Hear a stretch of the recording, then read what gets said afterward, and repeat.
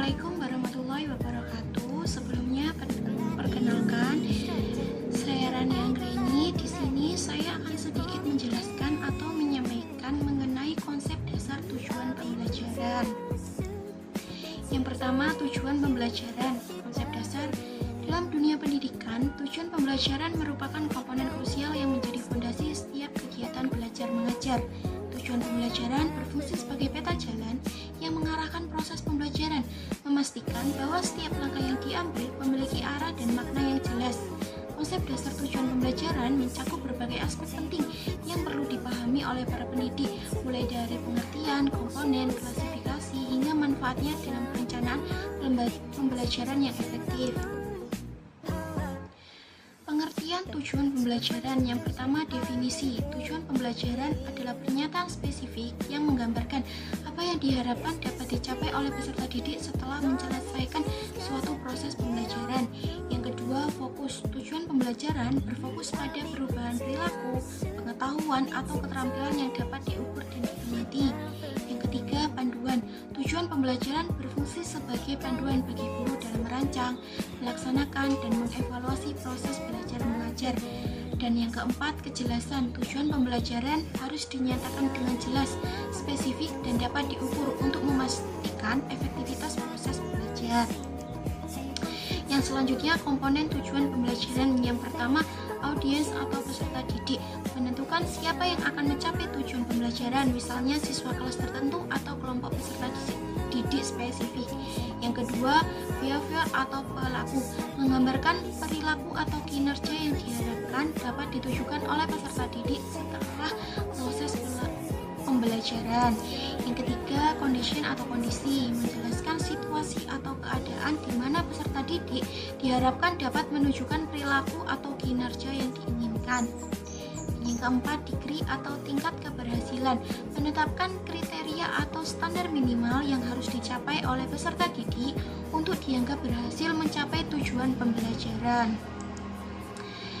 Selanjutnya, klasifikasi tujuan pembelajaran ada 3. Yang pertama, tujuan pembelajaran umum atau TPU merupakan pernyataan yang luas tentang hasil pembelajaran yang diharapkan. Biasanya mencakup seluruh mata pelajaran atau program studi. Yang kedua, tujuan pembelajaran khusus atau TPK merupakan penjabaran dari TPU yang lebih spesifik, menggambarkan hasil belajar yang lebih terukur dan dapat diamati. Dan yang ketiga, tujuan pembelajaran operasional atau TPO merupakan tujuan pembelajaran yang paling spesifik, menggambarkan perilaku atau kinerja yang dapat diukur dalam situasi tertentu. Tujuan pembelajaran berbasis taksonomi Bloom. Yang pertama, kognitif, meliputi proses berpikir dan pengembangan keterampilan intelektual, mulai dari mengingat hingga menciptakan. Yang kedua, afektif, berkaitan dengan sikap, emosi, dan nilai-nilai yang dikembangkan selama proses pembelajaran. Ketiga, psikomotorik, berfokus pada pengembangan keterampilan fisik dan koordinasi motorik dalam pembelajaran. Yang selanjutnya, tujuan pembelajaran pada ranah kognitif. Yang pertama, mengingat, kemampuan untuk mengingat dan mengungkapkan kembali informasi yang telah dipelajari. Yang kedua, memahami, kemampuan untuk menjelaskan ide atau konsep dengan bahasa sendiri. Yang ketiga, menerapkan, kemampuan untuk menggunakan informasi dalam situasi baru atau konteks yang berbeda. Dan yang terakhir, menganalisis, kemampuan untuk membaca informasi menjadi bagian-bagian dan mengidentifikasi hubungan antar bagian. Tujuan pembelajaran ranah afektif. Yang pertama, menerima atau receiving. Pada tingkat ini, peserta didik menjadi sadar akan keberadaan stimulus atau fenomena tertentu. Mereka mulai menunjukkan kesiapan untuk menerima atau memperhatikan berbagai stimulus dalam lingkungan belajar. Yang kedua, menanggapi atau responding. Peserta didik tidak hanya menerima stimulus, tetapi juga merespon secara aktif. Mereka menunjukkan minat dan partisipasi dalam kegiatan pembelajaran, serta mulai membangun sikap positif terhadap materi yang dipelajari. Yang ketiga, menilai atau value. Pada tahap ini, peserta didik mulai mengembangkan nilai-nilai dan keyakinan terkait dengan apa yang mereka pelajari. Mereka dapat menunjukkan komitmen terhadap prinsip-prinsip tertentu dan menginternalisasi nilai-nilai yang diajarkan. Tujuan pembelajaran ranah psikomotorik.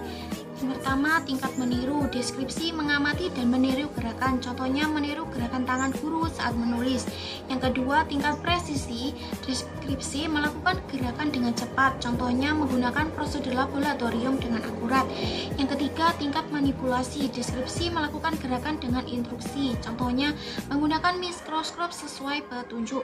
Dan yang keempat, tingkat artikulasi. Deskripsi mengkoordinasikan serangkaian gerakan. Contohnya melakukan eksperimen kimia kompleks. Manfaat merumuskan tujuan pembelajaran. Yang pertama, fokus pembelajaran. Tujuan pembelajaran yang jelas membantu guru dan siswa tetap fokus pada apa yang penting dan harus dicapai dalam proses belajar mengajar. Yang kedua, evaluasi efektif. Dengan tujuan yang terukur, guru dapat merancang penilaian yang tepat untuk mengukur pencapaian siswa dan efektivitas metode pengajaran. Yang ketiga, motivasi siswa. Tujuan yang jelas dapat memotivasi siswa dengan memberikan gambaran konkret tentang apa yang akan mereka capai setelah proses pembelajaran. Dan yang keempat, perencanaan terstruktur. Merumuskan tujuan membantu guru dalam merancang aktivitas pembelajaran yang terstruktur dan relevan dengan hasil yang diinginkan. Dan yang terakhir, mempertimbangkan tujuan dalam perencanaan pembelajaran. Yang pertama, analisis kebutuhan. Mengidentifikasi kebutuhan belajar siswa dan harapan stakeholder pendidikan sebagai dasar perumusan tujuan. Yang kedua, perumusan tujuan. Menyusun tujuan pembelajaran yang smart, spesifik, measurable, achievable, relevant, time-bound berdasarkan analisis kebutuhan. Yang ketiga, desain pembelajaran. Merancang aktivitas, metode, dan bahan ajar yang selaras dengan tujuan pembelajaran yang telah dirumuskan. Dan yang keempat, evaluasi dan revisi. Mengevaluasi efektivitas pembelajaran berdasarkan pencapaian tujuan dan melakukan revisi jika diperlukan. Terima kasih.